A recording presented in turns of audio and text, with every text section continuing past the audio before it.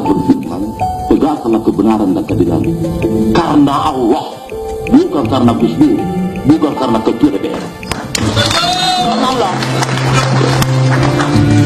Sekalipun terhadap dirimu sendiri. Halo RI Gens, banyak yang salah jalan tapi merasa tenang karena banyak teman yang sama-sama salah. Beranilah menjadi benar meskipun sendirian.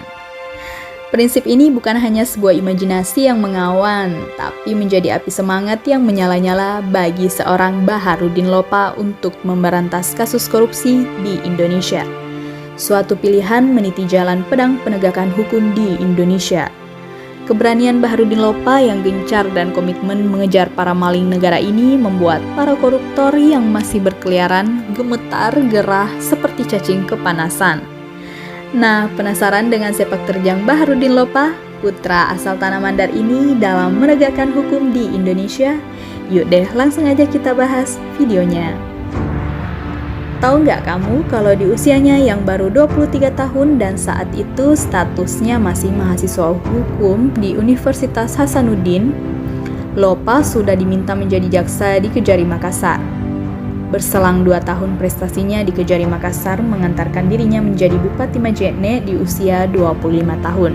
Sungguh pencapaian yang luar biasa ya, sebab di usia yang masih sangat muda sudah ditugaskan untuk menyelesaikan berbagai macam kasus hukum di Majene. Yang tak kalah menariknya nih, saat berhadapan dengan penguasa perang asal Mandar bernama Andi Sele. Andi Sele adalah komandan batalion 710 yang terkenal kaya karena terlibat kasus penyelundupan kopra. Lopa pernah ditawarkan uang untuk mendukung bisnis Sele. Lopa menolak dan mengatakan kebijakan pemerintah itu harus yang terbaik bagi rakyat, bukan untuk kepentingan penguasa. Setelah statement itu, kehidupan Lopa mulai terusik.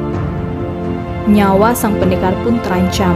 Sele kemudian mengajak Lopa untuk adu tembak, tapi Lopa menolaknya. Setelah Lopa menolak ajakan duel tersebut, tiap hari Sele selalu meneror Lopa bahwa Lopa akan diculik dan diinterogasi.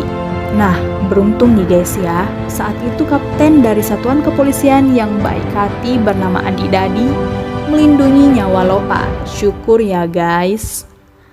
Nah, kalau tadi sepak terjang sang pendekar saat menjadi bupati di tanah kelahiran, beliau berlanjut kembali menjadi jaksa di Kejaksaan Tinggi Maluku dan Irian Barat sebelum menjadi kepala Kejaksaan Negeri di Ternate. Nah, ada nih keterangan dari Andi Hamzah, Gubes Universitas Trisakti ketika di Ternate. Lopa pernah diberikan satu truk durian, ia menolak dan menyuruh mobil itu kembali. Kita berlanjut ke poin selanjutnya. Kasus terbesar yang ditangani Lopa ialah kasus korupsi Soeharto. Saat itu ia menjabat sebagai Sekretaris Jenderal Komnas HAM. Lopa selalu menanyakan kemajuan proses perkara ini kepada teman-temannya di Kejaksaan Agung. Soeharto sering dipanggil, tapi selalu absen dengan alasan sakit. Meski begitu, ia berhasil meringkus salah satu sahabat Soeharto yakni Bob Hasan. Bob ialah seorang pengusaha bisnis kayu dan mantan menteri perindustrian. Lopa berhasil memasukkan Bob ke dalam lembaga pemasyarakatan Nusa Kambangan.